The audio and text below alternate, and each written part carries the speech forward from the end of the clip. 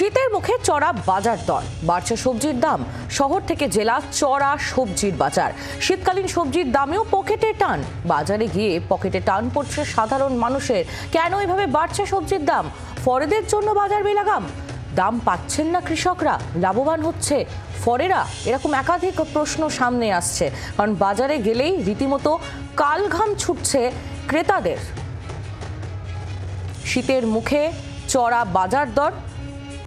রাজ্যে শীতের আমেজ ভালো আসলেও দেখা যাচ্ছে বাজারে গেলে যেটা সমস্যা হচ্ছে, যে পরিমাণ দাম সবজির, সেই সবজির দাম দেখে কার্যত কালঘাম ছুটে যাচ্ছে ক্রেতাদের। কারণ প্রত্যেকটি সবজি এখন ঊর্ধ্বমুখী।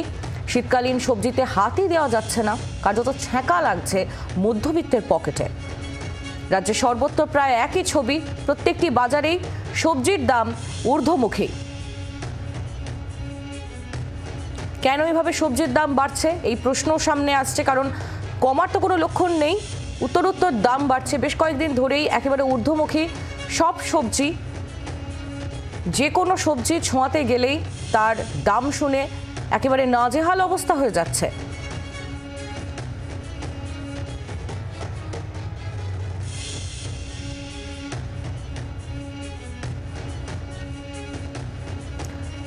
জেলার ছবি আপনাদের দেখাবো।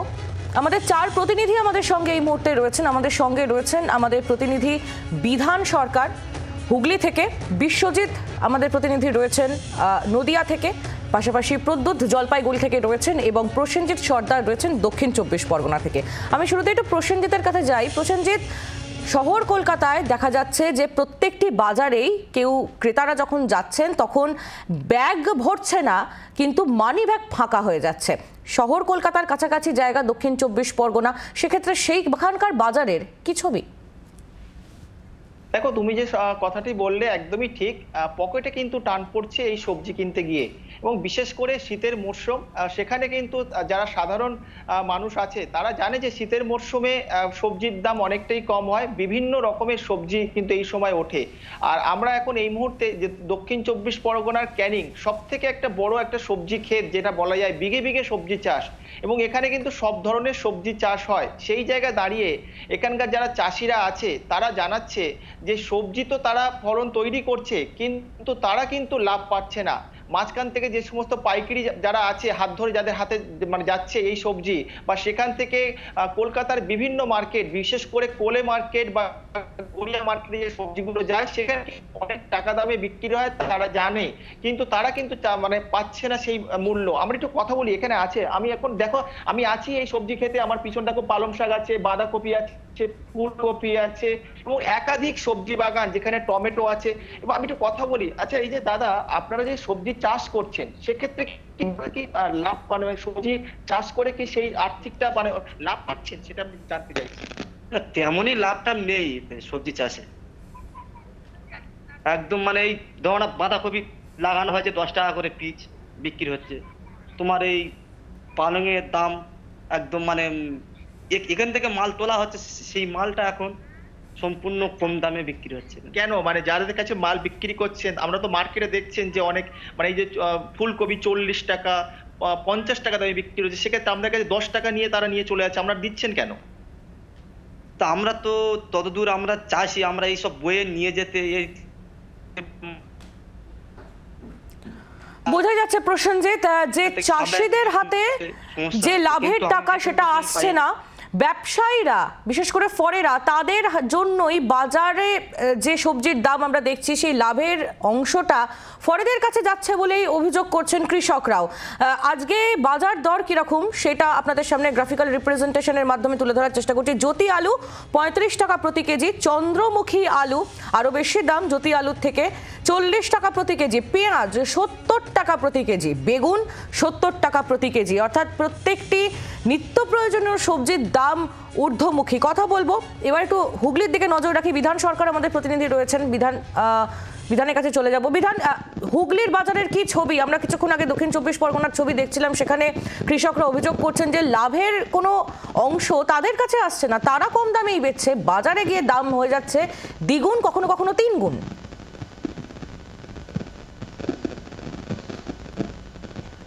আহেলি, ছবিটা খুব একটা যে পাল্টাচ্ছে হুগলিতে এমনটা নয়, তবে তুমি জানো যে হুগলিতে বিস্তীর্ণ এলাকায় এই সবজি চাষ হয়, বিশেষ করে রবি মরশুমের যে সবজি চাষ শুরু হয়ে গিয়েছে ইতিমধ্যেই। বিশেষ করে তোমাকে বলবো যে এই যে ডানার প্রভাবে যে অতি ভারী বৃষ্টি হয়েছিল জেলায়, তার জন্য কিছু চাষের ক্ষতি হয়েছিল। বন্যার কারণে আরামবাগ সাব ডিভিশনে কিছুটা জমির ক্ষতি হয়েছিল, তবে সেই সব জমি আবার তৈরি হয়েছে এবং আবারও সেই সবজি চাষ শুরু হয়েছে। তোমাকে দেখানোর চেষ্টা করবো, দেখো আমি যে জমিতে দাঁড়িয়ে রয়েছি, কি ভালো বেগুন হয়েছে। এই বেগুন পাইকারি বাজারে বিক্রি হচ্ছে 40 থেকে 50 টাকা কেজি, এবং এই বেগুনটাই যেহেতু অনেক ভালো মানের বেগুন, সেটা খুচরো বাজারে কিনতে হচ্ছে সাধারণ ক্রেতাকে 80 টাকা কিলো। এবং এই জমিতে পেঁপে চাষ হয়েছে, লঙ্কা চাষ হয়েছে। একজন কৃষক এখানে রয়েছেন, সরাসরি তার সঙ্গে কথা বলবো। কিরকম উৎপাদন হচ্ছে, কি দামে বিক্রি করছে? উৎপাদন এখন একটু কম আছে, কারণ হচ্ছে অতিরিক্ত বর্ষার জন্য নষ্ট হয়ে গেছিল, তো যার জন্য উৎপাদনটা একটু কম আছে। এবার উৎপাদন এবার বাড়বে আস্তে আস্তে, তখন এবার বাজারে একটু ডিমান্ড কমে যাবে। এবার একটু নদিয়ার দিকে নজর রাখবো। বিশ্বজিৎ মিত্র আমাদের প্রতিনিধি রয়েছেন আমাদের সঙ্গে সরাসরি। বিশ্বজিৎ, নদিয়ায় কি বলছেন কৃষকরা এবং তার পাশাপাশি বাজার দরই বা কেমন সেখানে?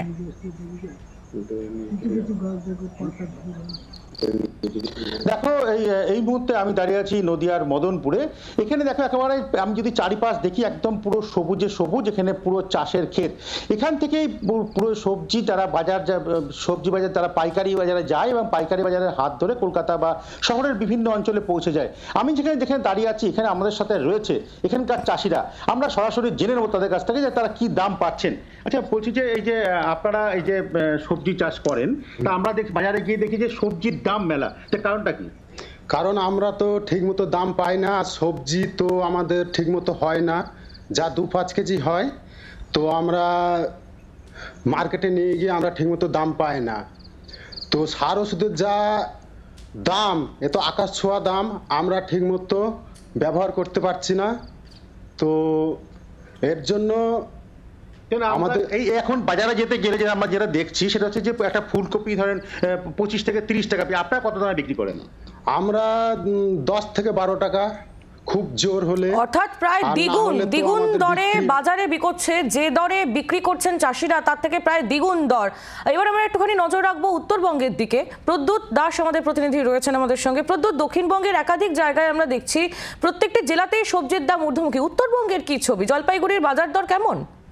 দেখো, উত্তরবঙ্গের ছবিটাও কিন্তু একদম বদলায়নি, একই রকম বলা যেতে পারে। কারণ জলপাইগুড়ির বিভিন্ন বাজারে সবজির দাম বেশ মাসখানেক হলো ঊর্ধ্বমুখী। পুজোর আগের থেকেই সবজির দাম আগুন, এবং বাজারে ক্রেতারা কিন্তু তাদের পকেটের টান আমরা এই ছবি বারবার তুলে ধরেছি। এবং টাস্কফোর্স থেকে জেলা প্রশাসন তারা কিন্তু বিভিন্ন সময় বাজারে অভিযান করেছেন, তারা হোলসেল রিটেল বাজারে ঘুরেছেন। দেখো, একটা জায়গায় আমরা পরিষ্কার যে এই যে কিছু ব্যবসায়ীদের মধ্যে কিছু অসাধু ব্যবসায়ী রয়েছে, যারা দামটাকে তাদের ইচ্ছে মতো নিচ্ছে। জলপাইগুড়ির বাজারে ফুলকপি আজকেও 50 থেকে 60 টাকা কিলো, আলু 40 টাকা কিলো, পেঁয়াজ কিন্তু কোনো দোকানে 80, আবার 70। একই প্রোডাক্ট বিভিন্ন জায়গায় বিভিন্ন রকমের দামে বিক্রি হচ্ছে। প্রশাসন চেষ্টা করে কিন্তু সেভাবে কিছু করতে পারছে না, এমনটাই অভিযোগ ক্রেতাদের। আমরা সরাসরি জলপাইগুড়ি সদর ব্লকের বিস্তীর্ণ এলাকায় কিন্তু ফলন ভালো হয় বিভিন্ন সবজি, যেমন জলপাইগুড়ি সদর ব্লকের পাহাড়পুর গ্রাম পঞ্চায়েতের এই যে শেষাপাড়া রোড স্টেশন সংলগ্ন এলাকায়, সেখানে কিন্তু ফলন ভালো হয়, যেমন ফুলকপি, শসা, বাঁধাকপি, ফলন ভালো রয়েছে। কৃষকরা তারাও কম দামেই বাজারে পাঠাচ্ছেন, কিন্তু বাজার দর যেটা দেখা যাচ্ছে সেটা একেবারে ঊর্ধ্বমুখী, এবং তার জেরে নাজেহাল হচ্ছেন ক্রেতারা, সমস্যায় পড়ছেন বিক্রেতারাও। আমাদের 4 প্রতিনিধি আমাদের সঙ্গে ছিলেন, বিধান, বিশ্বজিৎ, প্রদ্যুৎ এবং প্রসেনজিৎ। তোমাদের সকলকেই ধন্যবাদ। বাংলার আওয়াজ, বাঙালির আবেগ, জি 24 ঘন্টা।